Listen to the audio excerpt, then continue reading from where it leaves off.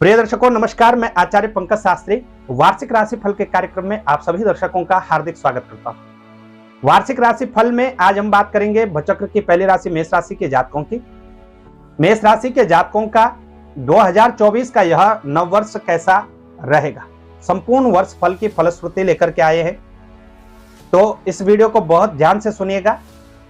वैसे तो मासिक राशि फल हम आपको बताते हैं, उसमें संपूर्ण बृहद विश्लेषण करते हैं। इसमें हम 12 महीनों के क्रमांक से आपको बताने वाले हैं कि कौन से महीने में आपके लिए ग्रहों की कैसी स्थिति रहेगी, कौन से माह में आपको अच्छी उन्नति देखने को मिलेगी, कौन से महीने में आपको सतर्क सावधान रहना है, और वर्ष भर आपके राशि स्वामी मंगल देव की स्थिति आपकी पत्रिका में कितनी सकारात्मक रहेगी, मेष राशि पर कौन कौन से ग्रहों की दृष्टि है या कौन सा ग्रह कब संचार करने वाला है, इन तमाम बातों की चर्चा में वार्षिक राशि फल के कार्यक्रम में करने वाले।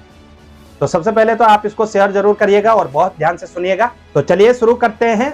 प्रिय दर्शकों, आपको ये बता दें, वर्ष फल का जो कार्यक्रम है ये हमारी चंद्र कुंडली पर आधारित होता है। इसको हमें लग्न कुंडली से नहीं देखना चाहिए। लग्न कुंडली उस समय की होती है जब हमारा जन्म होता है, लेकिन जैसा कि हमारा जीवन चलायमान है उसी प्रकार ग्रहों की गति भी चलायमान है, और उस चलायमान स्थिति को चंद्र कुंडली से बेहतर देखा जा सकता है। तो इस वर्ष फल को भी आप चंद्र कुंडली के अनुसार ही देखिएगा। एक और बात आपको बताते चलें कि जब भी हम गोचर के अनुसार वर्ष फल निकालते हैं, जरूरी नहीं है कि सभी मेष राशि के जातकों की शुभ दशा चल रही हो, या यह भी जरूरी नहीं है कि सभी मेष राशि के जातकों की अशुभ दशा चल रही हो। जन्म पत्रिका में जिस ग्रह की दशा होती है उस ग्रह को भी मुख्य धारा में अवश्य लाना चाहिए, और उसके अनुसार भी फल में शुभता अशुभता आ सकती है। तो इस बात का भी जरूर ध्यान रखना है।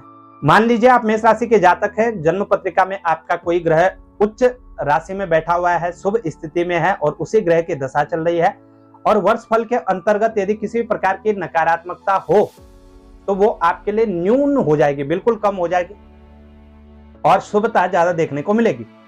लेकिन यदि आप मेष राशि के जातक हैं, किसी नीच ग्रह की दशा अंतरदशा आपकी जन्म पत्रिका में चल रही है और वर्ष फल में शुभ बताया गया है, तो वहां पर आपको जरूरी नहीं है कि सब शुभ ही देखने को मिलेगा। उस शुभता में न्यूनता आ सकती है, बैलेंस हो सकता है, लेकिन जिस हिसाब से बताया जाएगा उसके अनुसार फल में कहीं ना कहीं भेद हो सकता है। तो इन बातों का जरूर ध्यान रखिएगा वर्ष फल सुनने से पहले। तो चलिए शुरू करते हैं, और सबसे पहले हम वर्ष फल पर एक नजर डालते हैं। वर्ष आरंभ में जब 2024 नववर्ष प्रवेश करेगा उस समय आपकी जन्म पत्रिका की क्या स्थिति रहेगी। वर्ष आरंभ में देखें तो चंद्रमा सिंह राशि में संचरण करेंगे, देवगुरु बृहस्पति मेष राशि के अंतर्गत संचरण करेंगे लग्न में, केतु छठे भाव में स्थित रहेंगे संपूर्ण 2024 के अंतर्गत, बुध और शुक्र की स्थिति 8वें भाव में वृश्चिक राशि के अंतर्गत रहेगी, सूर्य मंगल धनु राशि में संचरण करेंगे भाग्य भाव में, शनिदेव कुंभ राशि में स्थित रहेंगे जो कि लाभ भाव में आपके लिए संचरण कर रहे हैं, और राहु की स्थिति रहेगी मीन राशि के अंतर्गत जो कि खर्चों के भाव में संचरण करेंगे। ये आपकी वर्ष आरंभ की पत्रिका है। अब इसमें ग्रह गोचर करते रहेंगे, और उसमें से भी राशि स्वामी ग्रह की बहुत बड़ी भूमिका होती है किसी भी फल में। तो सबसे पहले हम इस राशि के जो स्वामी हैं वो मंगल देव है, तो मंगल पर एक विशेष दृष्टि डालते हैं। प्रिय दर्शकों, वर्ष आरंभ में मंगल देव की स्थिति धनु राशि में रहेगी। वहीं 16 मार्च से लेकर के 22 अप्रैल तक मंगल देव कुंभ राशि में रहेंगे। यहाँ पर शनि के साथ रहेंगे, शनि और मंगल की शत्रुता है, तो इनकम की स्थिति डमाडोल हो सकती है। इस समय भी आपको सतर्क सावधान रहना है। 22 अप्रैल से लेकर के 30 मई तक मंगल की स्थिति मीन राशि के अंतर्गत रहेगी, राहु और मंगल की युति बनेगी, अंगारक योग आपके लिए 12वें भाव में घटित होगा। यहाँ मेष राशि के जातकों को विशेष रूप से सतर्क सावधान रहना है। 1 जून से 11 जुलाई तक मंगल देव मेष राशि में रहेंगे जो कि इनकी स्वराशि है, और यह समय आपके लिए निश्चित ही अनुकूल साबित होगा। 1 जून से 11 जुलाई तक का समय शुभ रहेगा। 12 जुलाई से 26 अगस्त तक वृषभ राशि में मंगल देव का संचरण रहेगा। 26 अगस्त से 20 अक्टूबर तक मिथुन राशि में, और 20 अक्टूबर 2024 से लेकर के वर्ष अंत तक यानी 31 दिसंबर 2024 तक मंगल की जो स्थिति है वो नीच राशि के अंतर्गत संचरण करेंगे कर्क राशि में। यहां फिर आपको सतर्क सावधान रहना होगा।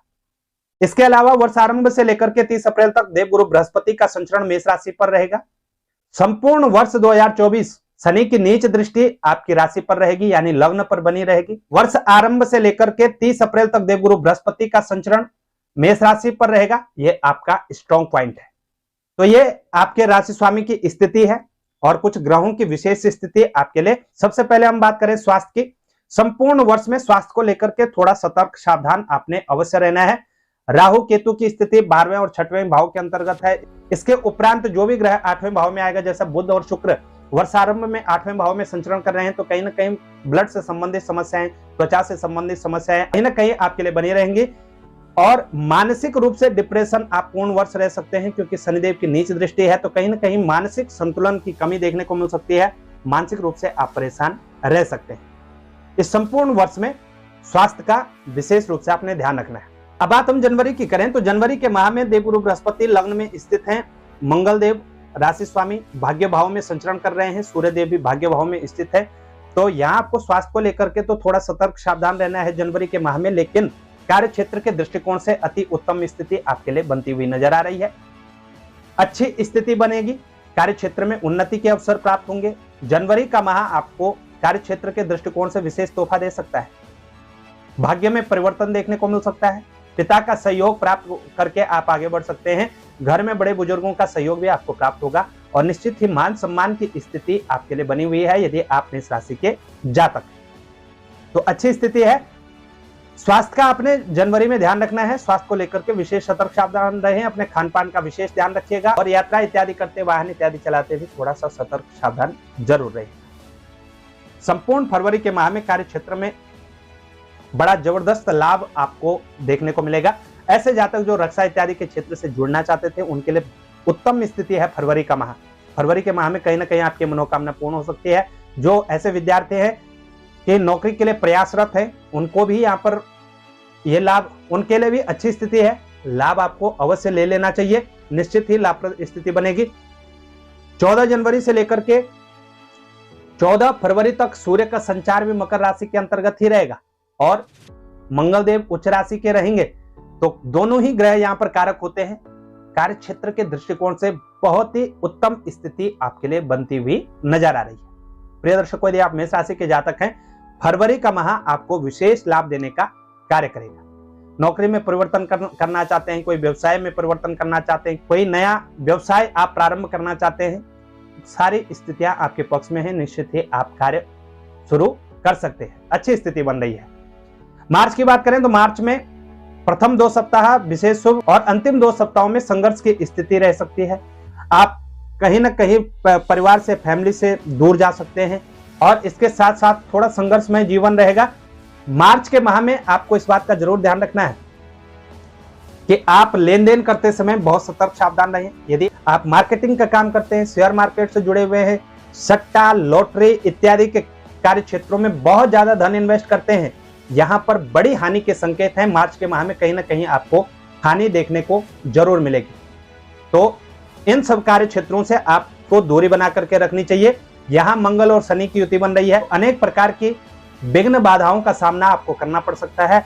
इनकम के जो मार्ग हैं वो अवरुद्ध हो सकते हैं, रुक सकते हैं। कहीं ना कहीं खर्चों में बढ़ोतरी होगी, आय में कमी देखने को मिलेगी, कहीं ना कहीं कमाई में कमी देखने को मिलेगी, खर्चों में बढ़ोतरी देखने को मिलेगी। मानसिक रूप से आप परेशान रह सकते हैं। तो मार्च के माह में आपको विशेष रूप से ध्यान रखना है। कार्य क्षेत्र में निरंतरता बनी रहेगी, लेकिन इसके साथ साथ इस बात का जरूर ध्यान रखना, क्रोध करने से व चिड़चिड़ेपन से आप जरूर बचिएगा। मेष राशि के जातकों को क्रोध करने से जरूर बचना है, जल्दबाजी करने से बचना है। मार्च का माह संयमित वाला माह है, संयम से कार्य करिएगा, निश्चित ही लाभ होगा। तो अप्रैल की बात करें, अप्रैल के माह में भी आपको बहुत सतर्क सावधान रहना होगा। अप्रैल से लेकर के मई के बीच में कोई बड़ा खर्च हो सकता है, कोई बड़ी घटना घटित हो सकती है, अचानक से ऋण इत्यादि की नौबत आ सकती है। कोई बड़ा ऋण यदि आपने दिया तो पैसा आपका फंस सकता है। अप्रैल और मई 30 मई तक विशेष रूप से सतर्क सावधान रहना होगा। अंगारक योग आपके लिए बना हुआ है। किसी गलत कार्य में आप फंस सकते हैं, किसी दूसरे का गलत इल्जाम के कारण आपको कारावास की सजा हो सकती है। अप्रैल मई में किसी भी गलत कार्य को करने से, किसी भी गलत निर्णय को लेने से आपने बचना है। अप्रैल और मई आपके लिए बहुत घातक साबित हो सकते हैं। तो यहाँ इन 2 महीनों में आपको सतर्क सावधान रहना है। प्रेम इत्यादि मामलों में विशेष सतर्क सावधान रहिएगा। यदि आप कोर्ट कचहरी से संबंधित कार्य करते हैं, वहां आपको सतर्क सावधान रहना होगा। यदि आप नौकरी के क्षेत्र में हैं, वहां आपको सतर्क सावधान रहना है। यदि आप व्यवसाय के क्षेत्र में हैं, वहां भी आपको सतर्क सावधान रहना है। और जून की बात करें तो जून के माह में देवगुरु बृहस्पति का राशि परिवर्तन होगा। वृषभ राशि के अंतर्गत देवगुरु बृहस्पति होंगे, मंगल देव लग्न में स्थित होंगे। ये वो समय होगा जब आप धीरे धीरे ग्रो कर पाएंगे। एक लंबे समय के बाद जब धीरे धीरे आप ग्रो कर पाएंगे अपने कार्य क्षेत्र में, आर्थिक स्थिति आपकी थोड़ी बहुत मजबूत होगी, कुटुंब का सहयोग देखने को मिलेगा, भाइयों से विशेष सहयोग की प्राप्ति आपको होगी। लेकिन यहां पर भी इस बात का जरूर ध्यान रखिएगा, जीवन साथी के साथ तकरार हो सकती है, व्यर्थ का वाद विवाद कर सकते हैं, मानसिक रूप से बेचैन हो सकते हैं और कहीं ना कहीं यहां पर भी पारिवारिक माहौल को लेकर के, विशेषकर जीवन साथी को लेकर के आपको सतर्क सावधान रहना होगा।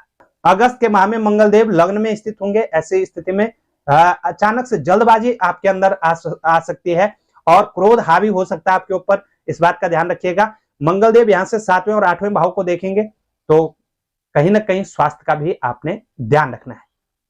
सितंबर और अक्टूबर के माह की बात करें तो सितंबर अक्टूबर के माह में कुछ हद तक स्थितियां आपके पक्ष में होंगी। कुछ अच्छे लाभ आपको देखने को मिलेंगे। कार्य क्षेत्र में वृद्धि होगी, तरक्की होगी, आत्मविश्वास में बढ़ोतरी देखने को मिलेगी। आत्मविश्वास में निश्चित ही आपको अच्छा खासा लाभ देखने को और किसी नए कार्य में नई अचीवमेंट आप प्राप्त कर सकते हैं। सितंबर और अक्टूबर के माह में अच्छी स्थितियां आपके लिए बनती हुई नजर आ रही हैं। निश्चित ही यहाँ आपको अच्छा खासा लाभ देखने को मिल सकता है। इनकम में भी स्थिरता बनी रहेगी और इसके साथ साथ कार्य क्षेत्र में तरक्की की स्थिति बन रही है। कार्य क्षेत्र में बदलाव की स्थिति आपके लिए बनती हुई नजर आ रही है। तो सितंबर और अक्टूबर के माह में आपके लिए अच्छी स्थितियां बनती हुई नजर आ रही है। नवंबर और दिसंबर की बात करें तो नवंबर और दिसंबर के माह में आपको विशेष रूप से सतर्क सावधान रहना है। पूरे नवंबर और दिसंबर के माह में मंगल देव नीच राशि के अंतर्गत संचरण करेंगे। नीच राशि यानी चौथे भाव को प्रभावित करने का कार्य करेंगे मंगल देव। चौथा भाव हमारा माता का भाव होता है, चौथा भाव हमारा सुख संपत्ति का भाव होता है, घर का भाव होता है। तो कहीं ना कहीं प्रॉपर्टी इत्यादि में लॉस हो सकता है, माता का स्वास्थ्य बिगड़ सकता है, पिता के स्वास्थ्य में भी कहीं ना कहीं दिक्कतें देखने को मिल सकती हैं। और इसके साथ साथ यदि आप डायबिटीज के पेशेंट्स हैं तो डायबिटीज की प्रॉब्लम ज्यादा बढ़ सकती है, ब्लड प्रेशर इत्यादि की दिक्कतें भी आपको देखने को मिल सकती हैं। नवंबर और दिसंबर के माह में विशेष रूप से सतर्क सावधान आपको रहना होगा। देवगुरु बृहस्पति जब तक आपकी राशि पर संचरण कर रहे हैं तब तक आपके लिए कुछ स्थितियां विशेष रूप से लाभान्वित करेंगी। जो वैवाहिक जीवन में है वो जातिकाएं, उनको संतान सुख में कहीं ना कहीं वृद्धि दिखाई दे रही है। ये स्थिति आपके लिए विशेष रूप से शुभ है। संतति का सुख आपको प्राप्त हो सकता है। इसके साथ साथ वैवाहिक जीवन में आपका प्रवेश हो सकता है, क्योंकि देवगुरु बृहस्पति 7वीं दृष्टि से वैवाहिक जीवन को भी देख रहे हैं, तो वैवाहिक जीवन में आप प्रवेश कर सकते हैं। इसके साथ ही साथ धार्मिक यात्राओं पर आप जा सकते हैं, धर्म कर्म से विशेष रूप से जुड़ सकते हैं और कुछ बड़ा कार्य कर सकते हैं। तो ये कुछ पॉजिटिव स्थितियां भी आपको देखने को मिलेंगी। अब बात करें कि कौन से उपाय करें वर्ष भर, जिन उपायों को करने से आपको लाभ देखने को मिलेगा। तो प्रिय दर्शकों, सबसे पहले जन्म पत्रिका का विश्लेषण आपको अवश्य करवाना चाहिए। जिस ग्रह की दशा अंतरदशा चल रही है उस ग्रह से संबंधित उपाय तो आपने करने ही है, वो आपको जन्म पत्रिका विश्लेषण के पश्चात ही आपको पता चल पाएगा।